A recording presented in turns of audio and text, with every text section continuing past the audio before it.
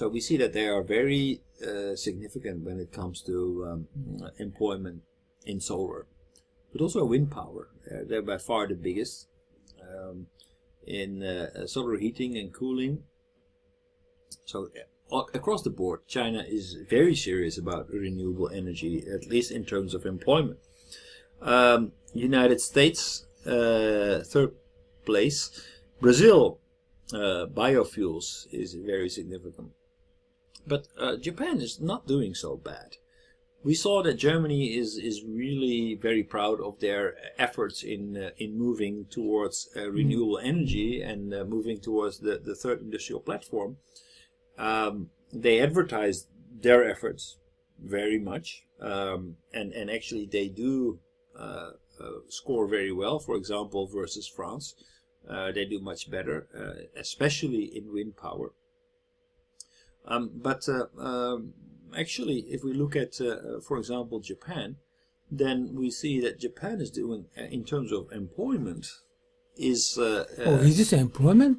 Employment, yeah. So there are 300,000 jobs in Japan already with people who are working in the solar energy sector,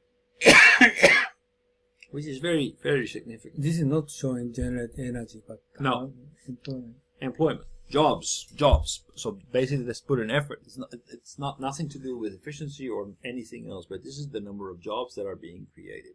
But just what to show you this, that if you look at what Japan is doing, admittedly, it's mainly in solar power, but it is quite significant. If we look at if we compare it with Germany, it's almost the same level. Now, Japan is bigger than Germany, but in terms of population, but it's not like Japan is not doing anything in terms of renewables. So just like the previous example, it looks like basically Japan is not sitting still, but it's not really showing their efforts to the rest of the world. So it seems like Japan is not as far behind as we are led to believe from the international media. However, it seems that seems to be a more inward focus towards new technological developments than in, for example, Germany and the US. They like to show what they're doing. They like to show they sell it, and they want to include others into development. In Japan, there seems to be a trend towards, okay, just make it, test it. It doesn't need to be sold to the rest of the world. The question is, okay, why is that? Why does Japan not try to brand and export their technology? Export? Yeah. Language. That's it. Language? Yeah. No network. Like China is a good example. And this time I tried to sell package to China. The Japanese company cannot do that. They cannot communicate with Chinese people. Like short tool is even if they have 500 times quicker, but they don't know how to sell. So nobody knows. Even if patent violated, but nobody knows. Language. Right. Like language equal trust. So I try to sell medicine in Asia. Just only Taiwan accepted to make contract with pharmaceutical company. Why? They don't trust us because of language. You think that's the reason? Is it? Reason language equal trust. Okay, and but would you think? Then do you believe that in order to gain trust, you need to speak English? Yeah. But for example, Korea doesn't speak much better English than no, Japan. they can speak English very well. Not really. If you look at the statistics, very well, yeah. Many the overseas education. Chinese are not very good at English either. No, recently very much. It's largest overseas training education in Chinese. Well, just actual numbers, not the total compared with how much pass. Total numbers huge. Right, 30 times than Japanese. It means 30 times the opportunity to sell. If I look at the Korea is also 10 times. Korea is every year 100,000 people to study in the States. China is more than 300,000. Japan is only 10,000. well, okay, I immediately admit that is true, but on the other hand, It means 10 times or 30 times, right? yeah, okay, so but those are the really proficient people, but Well, if one I example, obvious example, Europe.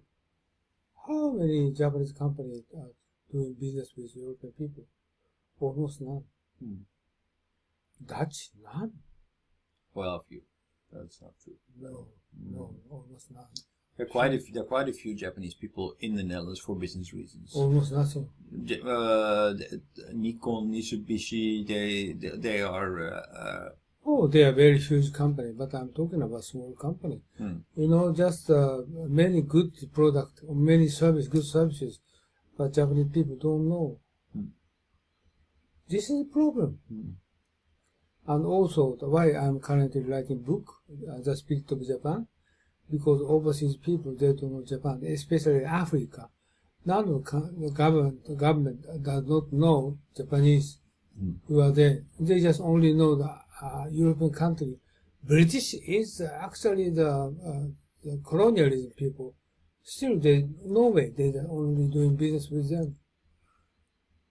Actually, the biggest inroads now are from China, no? No, gradually increasing, not biggest. No? China is only coming to Africa, only dealing business, only get profit. But more, just like benevolence, more righteousness, title people is Japanese, but they don't know. This is our problem. Well, and I must say, to be honest with you, Uno-san, when you talk about benevolence, Japanese. Okay, I tell you. I know the good point, bad point. Japanese is. I'm very many years in China, so Chinese people never believe Japanese, no trust. You know why? Japanese change their mind within a couple of years. Chinese people never change their mind for 10 years, 20 years. Never change their mind. Believe each other, okay? Whenever they establish. But Japanese is whenever they establish to trust each other, but not longer than 2 years. If you go in vacant time period, they just change their mind. So Chinese people never trust Japanese.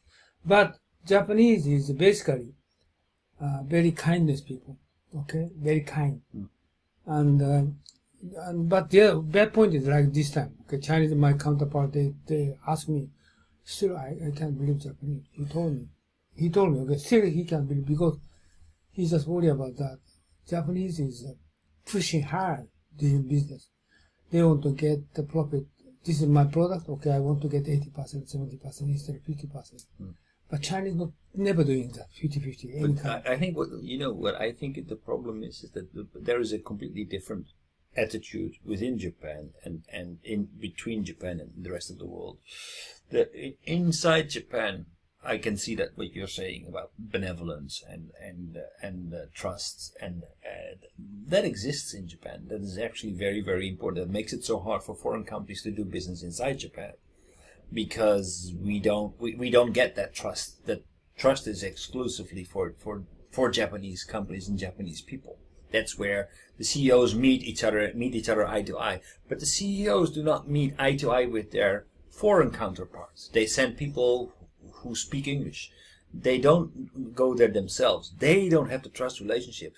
They are always doubtful about the intentions of the other side, and they try to get they really try to. Yes. They doubt it, and they try to get bigger share of the profit. Something that they would not do within Japan, they do outside of Japan. Yes, that's right, exactly. But I tell you, if they're going to, they can speak English. Okay. Right. If they can speak English, basically, they can. They are open. Yeah. But they should really go outside. Whenever they got trust relationship, they are not chasing for the power, like colonialism. They are not chasing money. This kind of people. But Japanese, like this time, I'm going to my Chinese friend, they're very doubt Japanese people.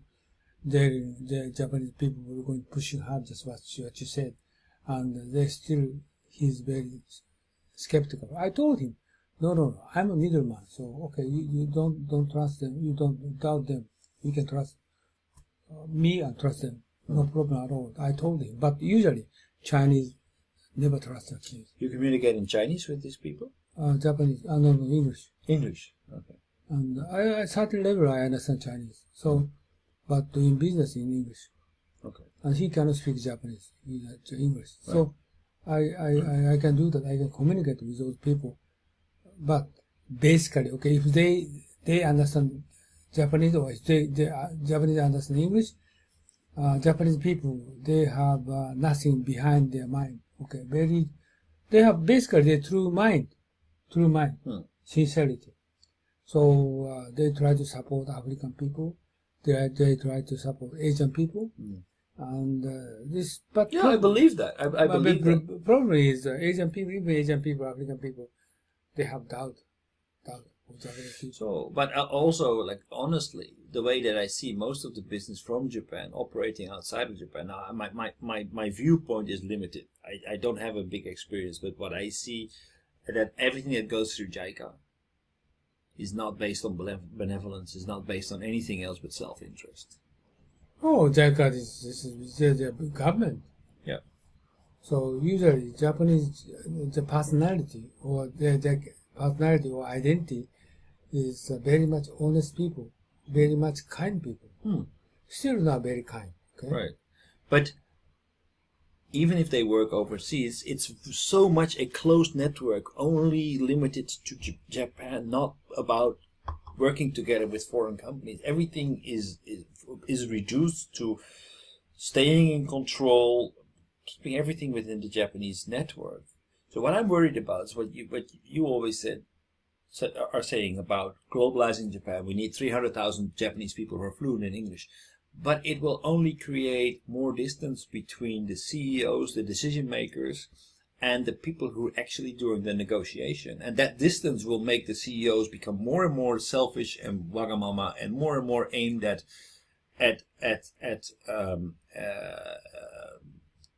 not bilateral relationship, but asymmetric. Yeah, this is asymmetric relationship. What I understand is Japanese has very good nationality, good people, good character. They don't like invasion, actually, okay, except China. The Japanese did invasion to China. Because China is so strong. Finally, the Japanese people cannot conquer. Okay, that's the reason they invaded. But usually they never do that. Okay, very calm and quiet people. But what is the problem? What you said, because if they cannot communicate well, language, if they cannot do what they want, misunderstanding, so they just warnings, feel danger, they themselves. Then insure a country, they try to protect them. So this is a bad point. Whenever I going to involve overseas people, no problem. Japanese side, you don't believe them. Overseas side, you don't believe me. Then problem is solved. Japanese, but American people, European people, even I try to do that. But Japanese, American side, European side, they have their own mind. No, I want to do this. This causes problem. They try to invade them. But Japanese, they don't try to invade them. They try to do fair business. If they trust relationship. If there's a trust relationship. But they cannot. No. Okay, so that's the reason this time I involved. Basically, Japanese people have very fair trade mind they have. But unfortunately, they cannot speak English, so they very skeptical for overseas people. They doubt it. So they push him much. So Chinese people, they don't like them. Or American people, they don't like them. That's basically the reason. That's the reason why I'm writing book. So this is, I think, we need to give Japanese character, Japanese identity, all over the world people.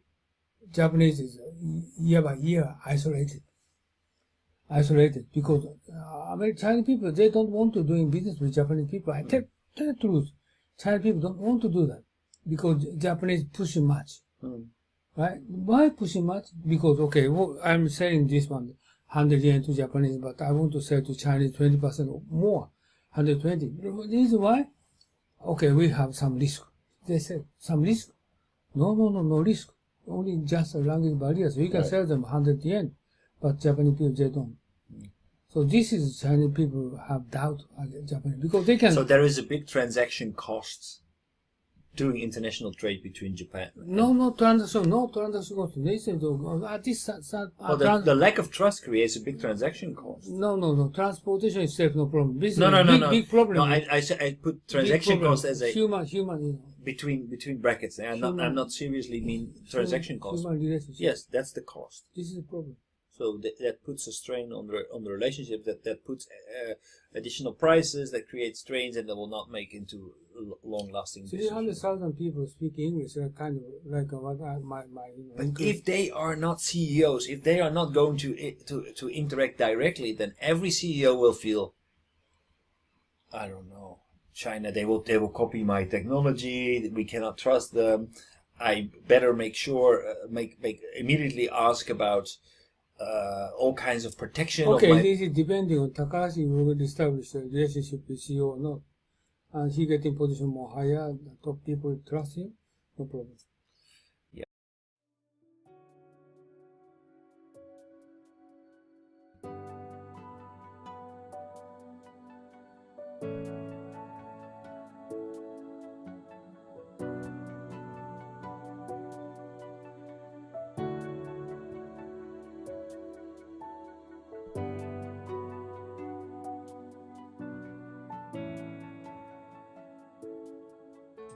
はい、皆さんこんにちは、雲野です。今日はですね、雲野塾の研修のプログラムをご紹介したいと思います。で、こういうふうなホームページありますけれども、ぜひですね、一度中身をご覧になっていただきたいと思います。今日は VCube さんのスタジオに来て、この収録をしておりますので、中身はこういうふうになってて、今最近ホットなね、グローバルリーダーの定義など書いてあります。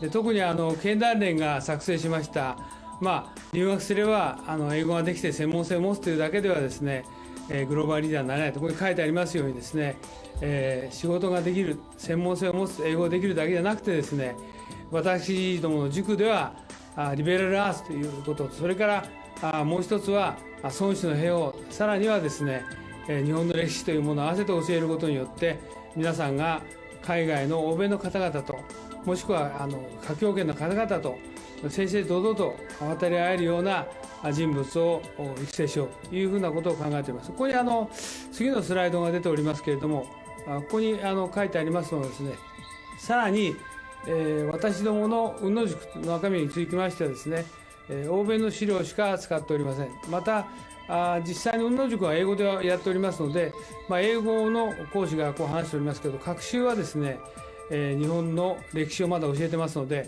学習の午後はですね、日本のプログラムをしております。で、以前はこれ有料だったので、今はですね、実際に会場費も取っていただいておりませんで、毎回5000円ということで、朝9時から午後5時までやっておりますので、ぜひ皆さんですね、ご検討の上ご参加いただければと。英語のできない方もですね、学習の午後こういうふうな検証をしておりますので、ぜひご参加いただければというふうに思っておりますので、よろしくお願いします。で、ここにさらにですね、グループ討議とか実務の勘どころを教えると書いてありますけど、実際には私が10年ほどですね、欧米の新聞とか雑誌等をですね、集めてきた、もともと英語のベースでございますので、そうしたものをですね、50セッションのテーマに分けて資料を作成しております。